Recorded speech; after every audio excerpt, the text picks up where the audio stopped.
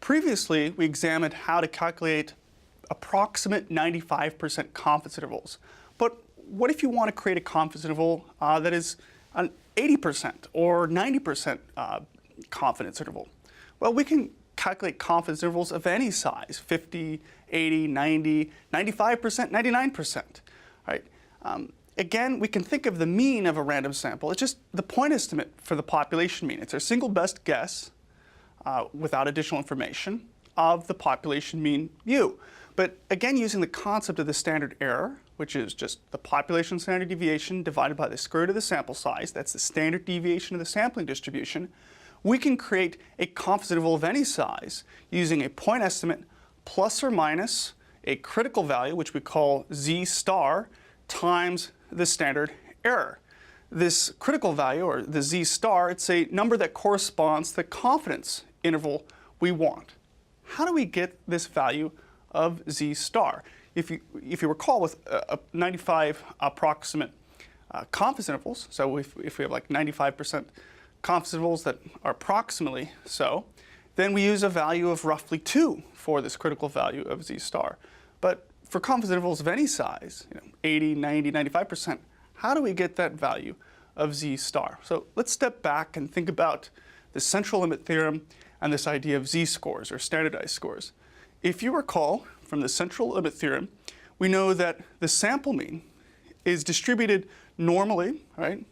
It's going to be centered on the population mean mu, and has a variance of the population standard deviation squared divided by the sample size, lowercase n. So that just characterizes the sampling distribution of the sample mean.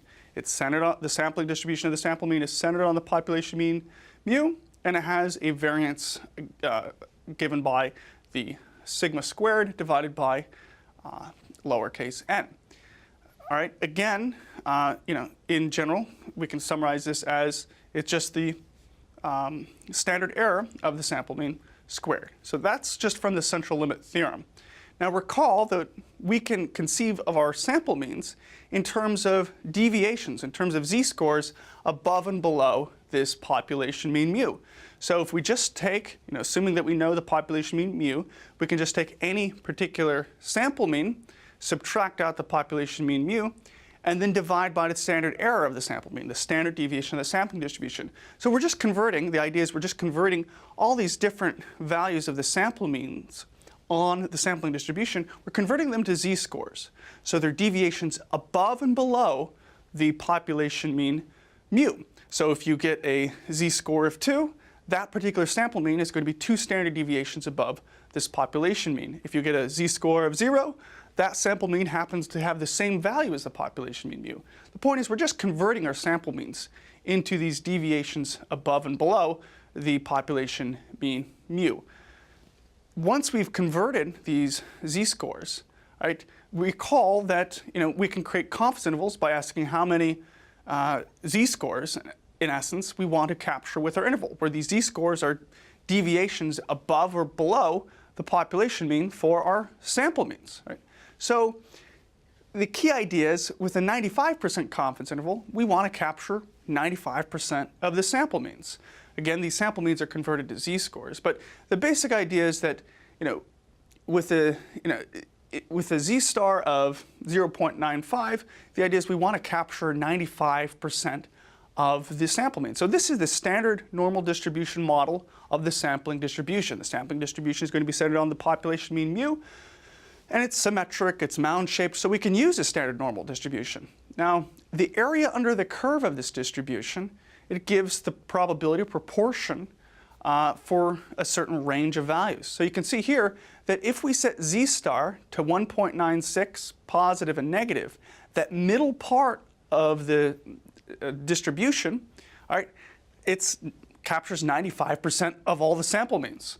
Right? So the idea is that when we want a 95% confidence interval, when we want to capture 95% of these sample means, we should set z star to plus or minus 1.96. Right? That's where we get the approximate 95% confidence interval of 2. Because if we, approximately 2 is pretty close to 1.96, but in actuality, a 95% confidence interval is based on a z star or critical value of 1.96. Again, when we want to capture 95% of the sample means around the population mean mu, we set z star to 1.96. So we can say that the probability of having a sample mean between negative 1.96 to positive 1.96 is 0.95. That's, you can see the distribution. That's sort of the highest part of the distribution. That's the big chunk of the distribution. That's where most of our sample means lie. That's just from the central limit theorem. Right? The central limit theorem tells us that most of our sample means are going to lie around that population mean mu. Right? But what happens if we want to create a different kind of confidence interval? What happens if we want to create a 99% confidence interval? Well, in that case, we want to capture 99% of the sample means. So if we want to capture 99% of the sample means, right, we want z star values that are farther out in the tails so that we capture more of the sample means in the middle part of the distribution. So we can say that the probability of having a sample mean between negative 2.58 and positive 2.58 is 0.99. So if you want a 99% confidence interval, you should set z star to 2.58. Right? If you set z star to 2.58, you will have a 99% confidence interval because we're capturing, with those two z-score values, right, we're capturing 99% of the sample means. Right? You can see those two goalposts. Most of the sample means are captured. Big chunk in the middle part of the distribution, it's 99%. But sometimes maybe you want an 80% confidence interval. So you want to be 80% confident that the true population parameter lies within a particular interval. Well then, to find that kind of confidence interval, right, you want to find the probability, you want to find z-score values, or these critical values of z star, such that 80% of those sample means are in the middle part of the distribution. So those values of z star, they're going to be closer to the middle part of the distribution because you only want 80% of those sample means around the population mean. So if you set z star to 1.28 and negative 1.28, and you're going to look at that area within those two values, you're going to have a confidence interval that captures 80% of the sample means. To put another way, the probability of having a sample mean between negative 1.28 and positive 1.28 is 0.8. 80% of the sample means are going to lie within that range of the sample means once they're converted to z-scores. Right? The basic idea is that we know the proportion of these sample means, once they're converted to z-scores, that lie within a certain set of values on the sampling distribution.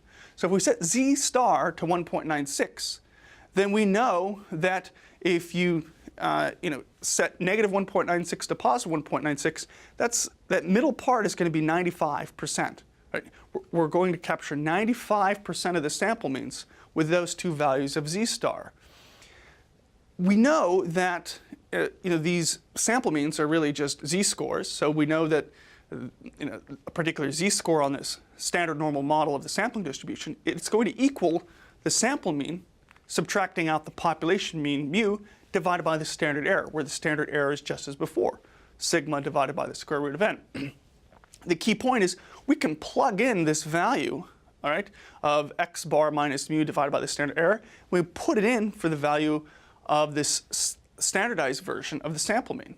All right, so to put another way, we know the probability of having this converted z-score value, all right, of the sample mean between negative 1.96 and positive 1.96 inclusive, it's going to be 0.95. Now we could actually kind of unwrap this probability to actually show where the confidence interval comes from. So we can rearrange with some basic algebra. If we multiply by the standard error, all sides, right, and then we subtract by the sample mean, and then we multiply by negative 1, so we reverse all this sort of inequalities, then what we have is we actually have the 95% confidence interval, right?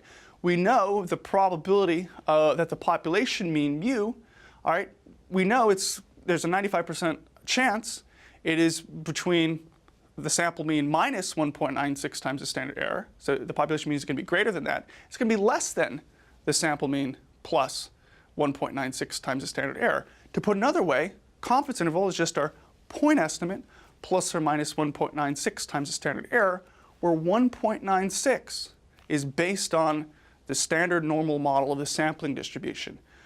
95% of our sample means converted to z-scores are going to be within roughly 2 standard deviations of the population mean. To put another way, it's going to be, if you put 1.96 and negative 1.96 and you look at the middle part of that standard normal model for the sampling distribution, 95% of our sample means are going to be within that range. That's where that value of z star comes from. That's where we kind of can create a confidence interval of any size. Right? If you want an 80% confidence interval, you're going to want a value of z star that's closer to the middle of that standard normal model for the sampling distribution, because you want to capture 80% of those sample means. With a confidence interval based on a 99% level, you want z stars that are farther out in the tails, because you want to capture 99% of the sample means around the population mean. So just to recap, the value of z star, it's based on what proportion of these converted sample means we want to capture with our confidence interval. Right? Again, it's just a point estimate plus or minus z star times the standard error. The key point is when we set z star to a larger value, 1.96 versus 2.58. 2.58 is larger. When we set z star to 2.58 versus 1.96, we're capturing more of these sample means on the sampling distribution. But the thing is, our interval is going to be wider, because the interval is based on the standard error and that value of z star. Right? The larger the value of z star, the wider our confidence interval. Right? So to put another way, if we're going to be 99% confident that our true population parameter lies within a confidence interval, that's based on a wider interval. Right? For an 80% confidence interval, that value of z star is going to be smaller, and that interval estimate, that confidence interval, will be smaller. So the key point for now is to keep in mind that we can calculate confidence intervals of any size by specifying the value of z star. A true 95% confidence interval is basically the point estimate plus or minus 1.96 times the standard error, but you can also set z star to other values depending on whether you want to create an 80% or 99% confidence interval or a confidence interval of any size. And with that, we will explore more about how to actually work with confidence intervals of any size.